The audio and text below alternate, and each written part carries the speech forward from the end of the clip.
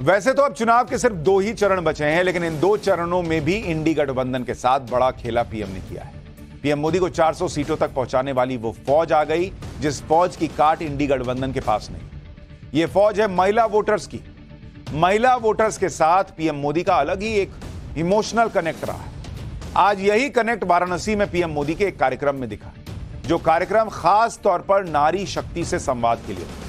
PM Modi और इस चुनाव के महिला वोट फैक्टर के कनेक्शन के बारे में आपको विस्तार से बताऊं, लेकिन पहले देखिए कि किस तरह से वाराणसी में आज इस कार्यक्रम में पीएम मोदी की एंट्री हुई और वहां हजारों महिलाएं इकट्ठा थीं। देखिए वहां माहौल कैसा था।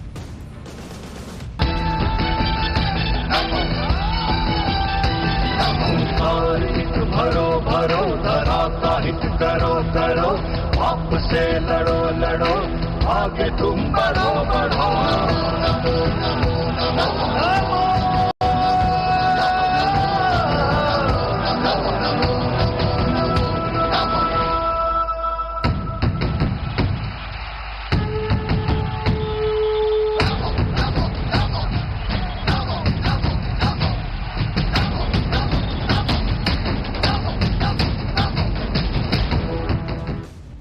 वाराणसी में यह नारी शक्ति संवाद कार्यक्रम खास तौर पर महिलाओं के लिए आयोजित किया गया। आप देखिए हजारों महिलाओं के बीच पीएम मोदी पहुंचे और पीएम मोदी ने वाराणसी से अपने नामांकन से पहले रोड शो किया था, जिसमें बड़ी संख्या में महिलाएं शामिल हुई थी। उसके बाद रुद्राक्ष कन्वेंशन सेंटर में आयोजित कार्यक्रम में भी महिलाओं की बड़ी संख्या दिखी थी, लेकिन रुद्राक्ष सेंटर की कैपेसिटी उतनी नहीं थी कि सारी महिलाएं एडजस्ट हो पाती वहां। उसी के बाद पीएम मोदी ने तय किया था कि सिर्फ महिलाओं के लिए अलग से कार्यक्रम किया जाए, जो आज नारी शक्ति संवाद के रूप में है। नारी शक्ति संवाद कार्यक्रम की सारी जिम्मेदारी महिलाओं ने ही संभाली। वाराणसी के 1909 बूथ से यानी 1909 बूथ से लगभग 25,000 महिलाएं शामिल हुई। इसमें मंच संचालन, सुरक्षा और दूसरी व्यवस्थाएं महिलाओं ने ही संभाली। मंच पर पीएम मोदी का स्वागत भी महिला नेताओं ने ही किया, यानी पूरा महिलाओं का कार्यक्रम। और इस कार्यक्रम में पीएम मोदी के साथ सीएम योगी भी पहुंचे।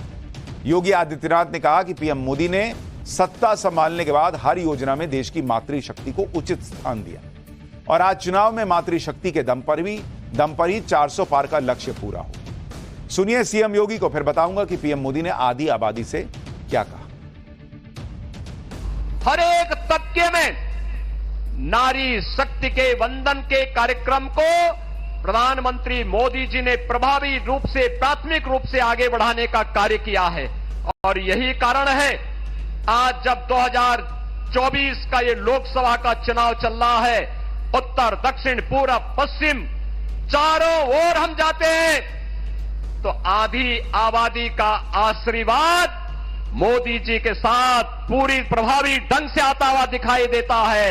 चारों ओर एक ही आवाज गूंजती है और वह आवाज है कि फिर एक बार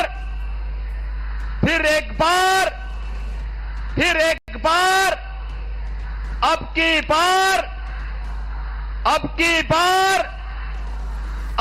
बार। पीएम मोदी ने नारी शक्ति संवाद कार्यक्रम में आई महिलाओं को सुरक्षा की गारंटी, सम्मान की गारंटी। पीएम ने कहा कि जब महिलाओं के बिना घर नहीं चल सकता तो देश कैसे चल जाएगा। पीएम मोदी ने यह भी कहा कि बनारस के लोग समझदार हैं और जानते हैं कि कांग्रेस और सपा के राज में क्या होता था। एक बार पीएम को सुनिए, काशी में कैसे नमो की गूंज सुनाई दी है, देखिए। आप बताइए, जब घर आपके बिना नहीं चलता तो देश आपके बिना कैसे चल जाता। ये बात 60 वर्षों तक सरकारों को समझ ही नहीं आई। बनारस के लोग तो यूपी, बिहार दोनों में रहे, जंगल राज से परिचित है। बहन बेटियों का घर से निकलना मुश्किल था।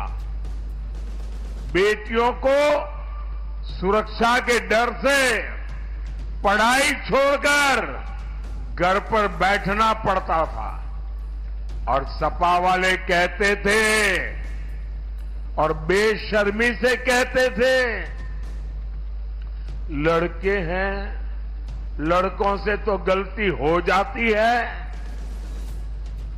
आज सपा के लड़के जरा गलती करके दिखाएं, योगी जी की सरकार उनका वो हाल करेगी जो उन्होंने सोचा भी नहीं होगा।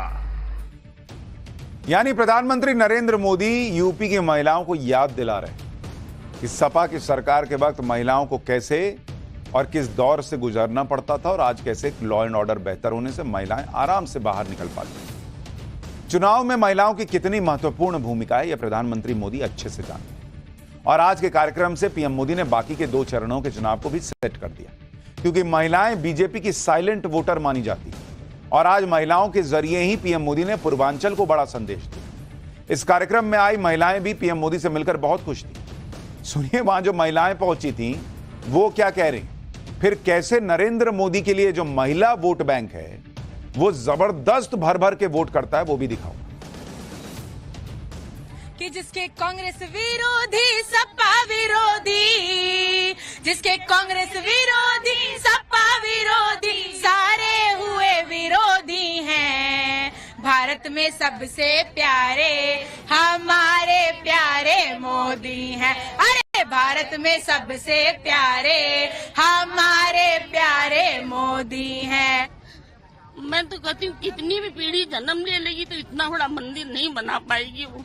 जो मोदी जी कर दिए ना वो कोई सरकार नहीं कर सकती। पप्पू के फैन नहीं बनना, मोदी के फैन बनना। अरे डिम्पल यादव की मैं बात कर रहा हूँ, प्रियंका गांधी की बात कर रहा हूँ। डिम्पल यादव माता जी चलिए आपके चरण पर पखार लेंगे, पर आप अगर लड़ने आएंगी मोदी जी से तो आपको भी साइड करके हटा देंगे। उनके अंदर यही शक्ति है कि वो अपना परिवार को छोड़कर देश के लिए इतना अपने समर्पित हो गए। क्रेज देखना है तो कोई यहाँ देखे, मैं तो विपक्ष बुलाती हूँ, आओ देखो। अरे कल भी मोदी आज भी मोदी सारे विरोधी घबराएंगे। भारत में फिर से हमारे हम मोदी जी ही आए। पीएम मोदी के लिए ये क्रेज ऐसे ही नहीं बना है। महिलाओं के लिए पीएम मोदी ने कितना काम किया और कैसे मोदी सरकार में हर क्षेत्र में महिलाओं की भागीदारी बढ़ी है वो आपको बताऊंगा। लेकिन उससे पहले यह देखिए कि नरेंद्र मोदी के प्रधानमंत्री बनने के बाद से ही चुनाव में महिलाओं की भागीदारी कैसे बढ़ने लगी।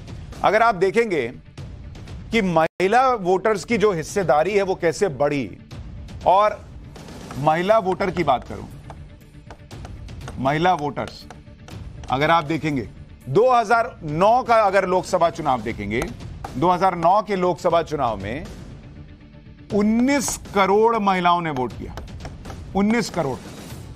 लेकिन जब 2014 का चुनाव आया तो यह आंकड़ा बढ़कर 26 करोड़ हो गया, 26 करोड़। और 2019 में यह आंकड़ा बढ़कर 30 करोड़ के पार चला गया। 30 करोड़ महिलाओं ने वोट किया बॉस। हालांकि इस दौरान देश की आबादी भी बढ़ी है, लेकिन इसमें कोई दो राय नहीं कि नरेंद्र मोदी के प्रधानमंत्री बनने के बाद मतदान में महिलाओं की भागीदारी बढ़ी। इसका एक और डेटा आपको बताता हूं, वो सीटें जहां महिला मतदाताओं की संख्या पुरुषों से ज्यादा है। जैसे अगर आप देखेंगे महिला वोटर पुरुषों से ज्यादा, ये ऐसी कौन सी सीटें हैं, कितनी थी भाई? 2009 में ऐसी सीटें 64 थी, 64 सीट थी जहां महिला वोटर पुरुषों से ज्यादा थी। 2014 में ये सीटें बढ़कर 97 हुई और 2019 में ऐसी सीटें जहां महिलाओं ने पुरुषों से ज्यादा वोट किया वो बढ़कर 143 हो गई बॉस। और कई विश्लेषक इसको नरेंद्र मोदी फैक्टर मानते हैं कि नरेंद्र मोदी के लिए वोट करने के लिए महिलाएं जो हैं वो घरों से ज्यादा निकली। यानी 10 साल में महिला वोटर्स की संख्या, ऐसी सीटें जहां पर पुरुषों से ज्यादा महिलाओं ने वोट किया, वो ऑलमोस्ट डबल हो गई। पीएम मोदी को मिलने वाला महिला मतदाताओं का वोट कैसे बढ़ता गया वो भी आपको दिखाता हूं। देश में कुल महिला वोटर 48%।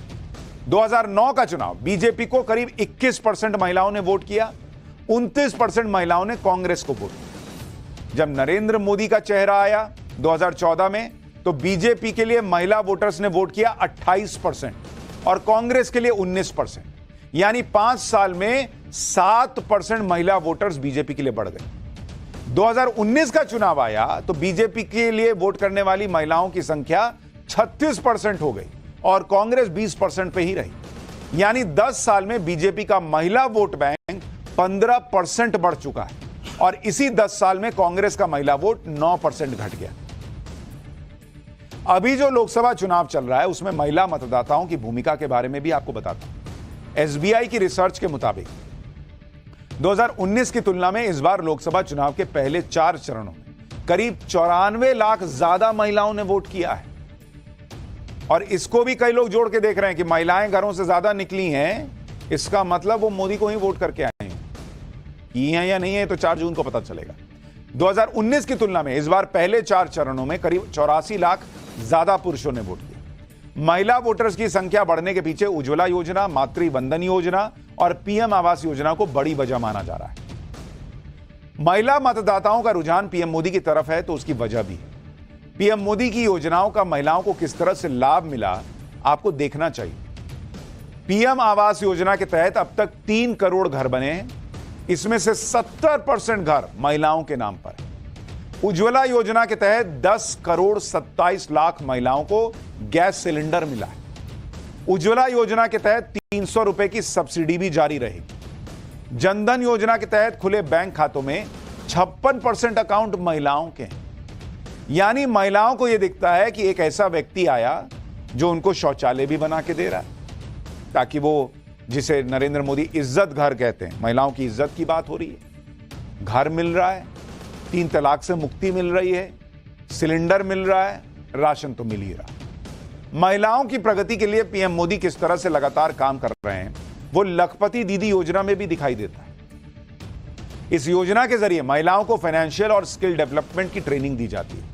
योजना का लाभ लेने के लिए महिलाओं का सेल्फ हेल्प ग्रुप से जुड़ा होना जरूरी है। देश में करीब 83 लाख सेल्फ हेल्प ग्रुप काम कर रहे हैं। महिलाओं को योजना के तहत कई तरह के स्किल सिखाए जाते हैं। एलईडी बल्ब बनाने से लेकर ड्रोन तक की ट्रेनिंग महिलाओं को दी जाती है। वर्कशॉप के जरिए business plan, marketing, budget, saving और इन्वेस्टमेंट के बारे में बताया जाता है। Digital banking service, mobile wallet और फोन बैंकिंग की जानकारी दी जाती है। उसके बाद महिलाओं को अपना बिजनेस शुरू करने के लिए 1 से 5 लाख रुपए की आर्थिक मदद दी जाती है। यानी महिलाओं को सशक्त बनाने के लिए प्रधानमंत्री मोदी के आने के बाद से 10 साल में जबरदस्त काम हुआ है और इसीलिए महिलाएं निकलती हैं और नरेंद्र मोदी को वोट देकर चली आती हैं चुपचाप। एक तरफ तो महिलाओं के लिए, गरीबों के लिए, आम आदमी के लिए पीएम मोदी के 10 साल के कामों का यह रिकॉर्ड है। दूसरी तरफ विपक्ष ये माहौल बनाता रहता है कि पीएम मोदी तो धर्म के नाम पर वोट मांग रहे हैं, विकास की तो बात ही नहीं कर रहे हैं, गरीब पिछड़ों की बात नहीं कर रहे। नरेंद्र मोदी सिर्फ हिंदू मुसलमान के मुद्दे पर वोट मांग रहे हैं, यही आरोप लगाते हैं। लेकिन इसकी सच्चाई भी क्या है वो आपको दिखाता हूं। 17 मार्च से 15 मई के बीच पीएम मोदी ने जितने भाषण दिए उनकी एक रिसर्च हुई। इसमें पता चला कि पीएम मोदी के 111 भाषण हुए, जिसमें उन्होंने मोटे तौर पर 21 मुद्दे उठाए। भाषण में 21 मुद्दों का जिक्र 655 बार किया गया। इसमें विकास और योजनाओं का जिक्र 133 बार है, यानी 20% से ज्यादा बार इन भाषणों में अपने काम गिनाए हैं नरेंद्र मोदी ने। मोदी की गारंटी, विश्वगुरु, भ्रष्टाचार, इनका जिक्र 120 बार, यानी 18% से भी ज्यादा।